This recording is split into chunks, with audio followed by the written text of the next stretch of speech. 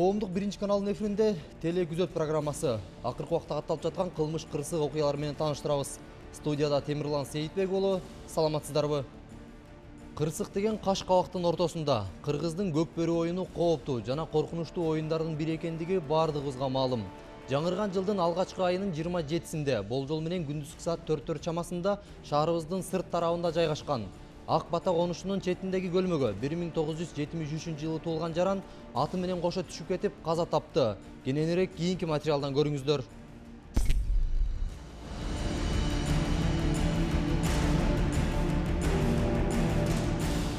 Бул аймакта жумасына бир же эки жолу көкбөрү оюну уюштурулуп турат. Оюнга шаардын чет жакарында жайгашкан айылдардан ат жалына ойногон уландар чогулуп келет. Албетте эч ким атайлап кырсыктагысы келбейт деңизчи. Бирок ал каргашалуу күнү оюндун соңу адам өлүмү менен жыйынтыкталды.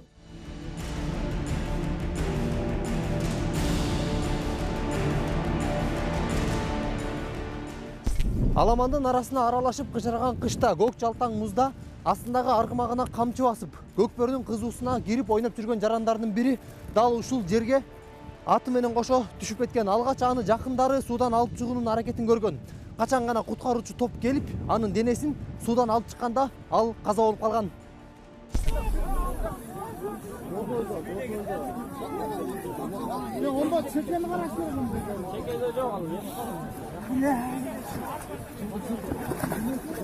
Сиздер тасмадан көрүп тургандай, жанын сабап маркумдун жакындары калың эл сууга түшүп кеткен жаранды издешүүдө. Тилекке каршы алар куткаруучу топ келгенчекти сууга түшкөн адамды таба алышкан эмес.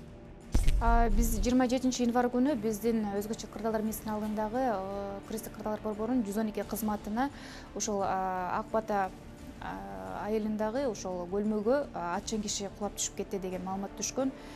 Бул маалыматты алар менен дароо ал жака Бишкек шаардык башкармалыгынын куткаруу кызматынын атайын куткаруучу топту жөнөткөнбүз. Ал жака куткаруучулар жетип, жерден ошол издеп куткаруу иш-чараларынын натыйжасында 17:20 ал жактагы адамдын жансыз денесин алып чыгарышкан жана ошол жакта келген тез жардам бригадасына өткөрүп беришкен. 16:26 маалымат түшсө, 16:27 ошол куткаруу кызматы чыгып кеткен. Бул окуя боюнча издеп куткаруу иш-чараларына 10 куткаруучу тартылган. Жергиликтүү аймактын жашоочуларынын айтымында каза болгон жаран оюн ойнолчу чектен чени жок чыгып кеткен. Башкача айтканда, улакты такымга баскан бойдон көлмөнүн аркы өйүзүнө өткөн. Дал ошол жерден кырсык чалып, аты менен кошо жарылган муздун астында калган. Ошол жака ойлонуп эле өзү киришпей эле койсо болмок да, чаппай эле койсо болмок да. Муз наркотик эмесе. Могул беттен жанагы дин адам өлүп кетпесе, Суунун аркы. Чаппайт да ана бөлөк адам. Негизи территория ушул эле территория. Территория негизи улактык бул жакта. Бул жака эмнеге кетип калган эми бул азыр эми буяка чабыштыр эми жөн эле берди да жөн эле местан өлтүрдү да буларчы. Негизи бул жер кимге тийиштүү? Бул жер негизи көл болчу өзү. Сугаптайт бери жайы. Айрыкбөттүн карамагындагы негизи жер. Жок, башка. Менчик эмес. Менчик эмеспи? Ушул эле сыяктуу кырсык 23-январь күнү Ош облусунун Жапалак айыл аймагына караштуу Мөөркан айылында болду. Анда 12 жашар бала көкбөрү оюну өтүп жаткан жерден ат алдында калып каза тапты. Айрым маалыматтарда бала ал жерге кунаны менен оюн көрүү үчүн барган экен.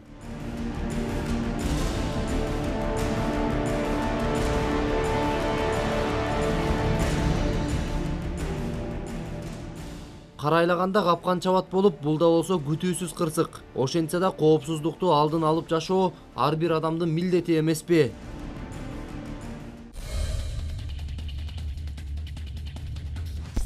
Көп сандагы автоунаалар, шаар жолдорундагы тыгын, жол эрежелерине башы оорубагандар. Дегеним көпчүлүк айдоочулар унааларын калаа жолдорунун четине туш келди токтотуп коюп, бейгапар жумуштарын бүтүрүп келүү үчүн басып кеткендиги. Мындай абалда сөзсүз түрдө унаалардын жыкчыйма тыгыны пайда болбой койбойт. Андыктан жол коопсуздугун камсыз кылуу башкармалыгы тарабынан туура эмес жерге токтогон унаалар атайын аянтчага порталдар менен жеткирилүүдө. Кененирээк кийинки материалдан көрүңүздөр.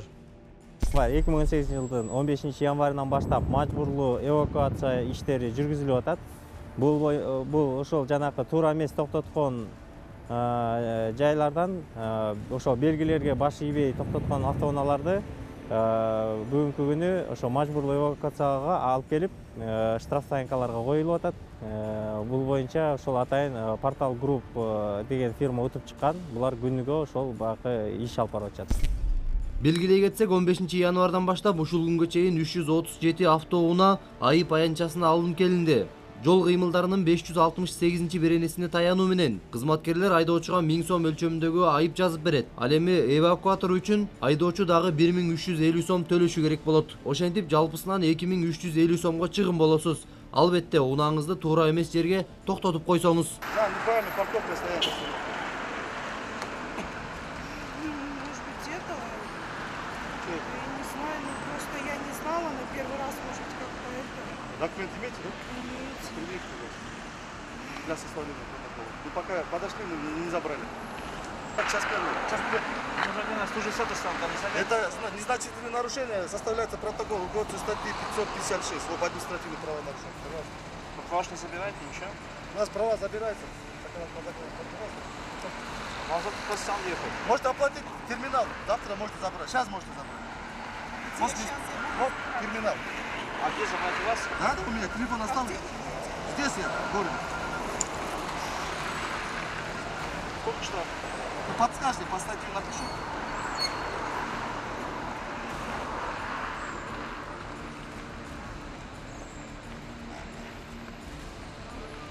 А где терминал? Главпочта, первый этаж, там почта есть. Там можно оплатить после исполнения постановления, я сразу вас верну. Права верну. После оплаты штрафа. Ознакомьтесь, девушка. Ознакомьтесь, нормально. Это простое нарушение. Нервничать не надо.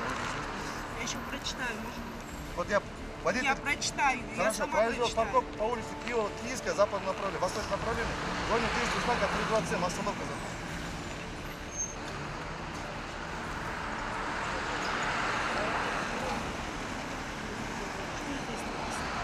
Это мои данные. Тут ничего не понятно. Рапорт. Я не буду подписывать здесь вообще ничего. Как не видно? Я вам Пишите, копию. Я не пойму вас. Младший Я инспектор ВДПС УУД города Бишкек, прапорщик милиции Шарипов. Что вообще- Здесь непонятно. Вот здесь понятно? Я не могу подписывать протокол, где Отказывайте. непонятно. Пожалуйста, свидетели, подойдите. Отказывается водитель. Память, отпуск. Абдрахманов. Чуть-чуть понятно. Непонятно. Я вас права обязанности прочитал, да, записал, сказал. Еще раз прочитайте. Вот. Водитель произвел парковку по улице Киевск, восточное направление, в зоне действия дорожного знака 327, остановка запрет. Все. Часть 3, 235 Кодекс об административном правонарушении, допустившись вами, которые вы совершили правонарушение. Тут младший инспектор БДПС УОБДД ГУД города Бишкек, прапорщик милиции Шарипов. Пожалуйста, обжалуйте мои действия, 15-дневный срок. Если не согласны, пожалуйста. Вот здесь, пожалуйста. Вот здесь. Тут понятно все? Перед вами камера работает, если непонятно.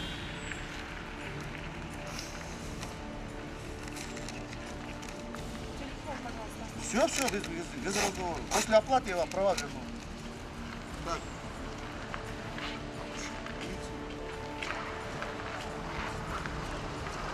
Ручка не пишет, как это. Напугали мою ручку. Или да, что? Так, 1020 сумма, да? Пожалуйста, теперь, вот, пожалуйста, вот знак.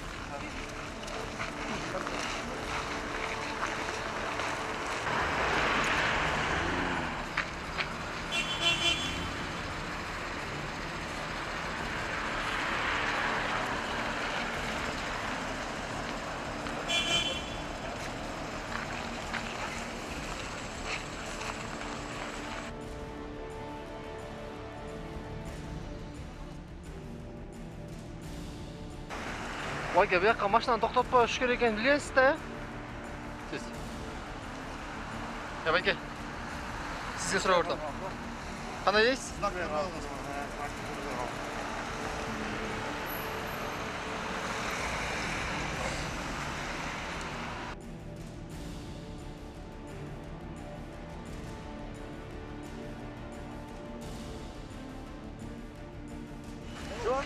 Забрали, я вот отвечаю. А, сейчас, протокол составил? Все, давай. Там, 4 выдвижения.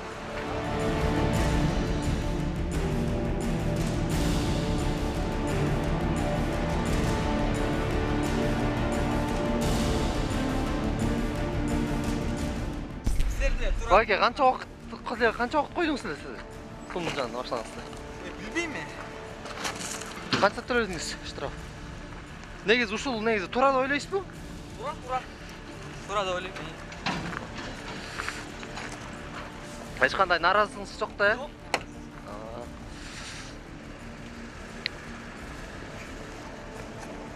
Бул порталга төлөгөндөн тышкары канча сомдук айыпка жазып беришти сизге кызматкерлер?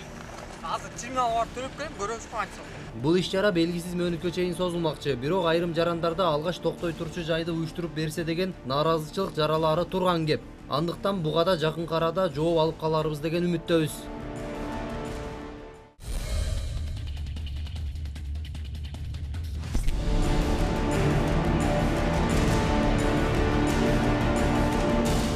Бүгүн 30 январь күнү Ош базарынын бир бөлүгү болгон Сейтек соода борбору өрттөнүп кетти. Алдын ала маалыматтарга ылайык өрттүн кесепетинен 3500 метр квадраттык аянт күйгөн. Өрткө каршы кызматы тарабынан жалпысынан 12 бөлүм жана 6 өрт өчүрүүчү унаа кызмат кылды.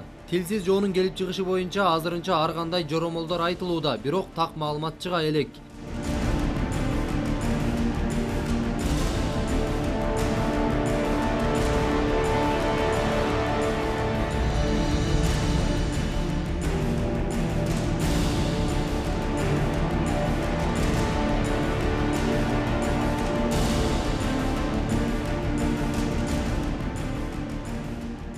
Ал жактагы сатуучулар кызматкерлерге ээ жаа бербестен калган каткан товарларды сактап калуу аракетин көрүштү. Инспекторлор элдин коопсуздугун ойлоп, өрткө жакын барбоону суранып да жатышты.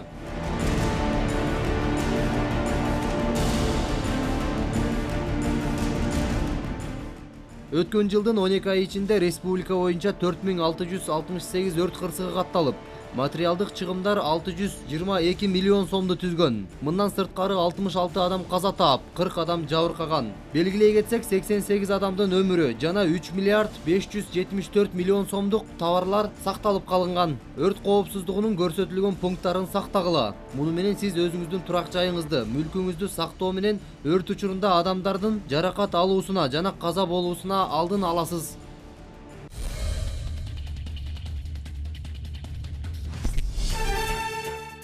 Кемин райондук ички иштер бөлүмү тарабынан 1997 жылы туулган Улан Кожалиев изделүүдө. Ал 2016 жылы жогоруда аталган райондун Гагарин көчөсүнүн номер 13-үйүнөн чыгып кеткен бойдон ушул күнгө чейин дайынсыз болууда. Уландын кайда жүргөндүгү тууралуу маалымат билгендер болсо, жакынкы милиция бөлүмдөрүнө же экрандагы телефон номерлерине кабарлап коюңуздарды өтүнөбүз. Ысык Ата райондук ички иштер бөлүмү тарабынан 2002 жылы туулган Валентина Михайловна изделүүдө. Ал өткөн жылдын 18 апрелинде Новопавловка айылындагы Ленина көчөсүнүн номер 115 А үйүнөн чыгып кеткен боюнча ушул күнгө чейин кайтып келген эмес. Кимдегин Валентина айымдын кайда жүргөндүгү тууралуу маалымат билсе, экрандагы телефон номерлерге билдирип коюңуздарды өтүнөбүз. Калдыбаева Сабира айымдын 5 айлык уулуна тез аранын ичинде жардам керек. Анткени анын уулунун нерв системаларына доо кеткендиктен колу буту кыймылдабайт. Андыктан Москвадан кымбат дары куйдуруу зарыл болуп турган учур. Дарынын наркы 200 000 рубль турат. Мындай чоң суммадагы акча каражатты наристенин жакындары таба албагандыктан кайрымдуу мекендештерге жардам сурап кайрылууда. Наристенин ден соолугуна кайдыгер карабай, жардамга кол сунган жарандар болсо экрандагы реквизиттер аркылуу же телефон номерлерге байланышып, көмөк көрсөтүүңүздөрдү өтүнөбүз. Чүй облусунун тургуну таланттуулуу Адилеттин 2,5 жашар кызынын 2 кулагы укпайт. Андыктан ага 36 000 АКШ долларына Польша өлкөсүнөн операция жасатуу керек. Буга Адилеттин жакындарынын каражаты жетпегендиктен кайрымдуу элдерден жардам сурайт. Наристенин ден соолугуна кайдыгер карабай, жардам берүүнү каалагандар экрандагы реквизиттер же телефон номерлерине байланышып көмөк көрсөтүүңүздөрдү өтүнөбүз.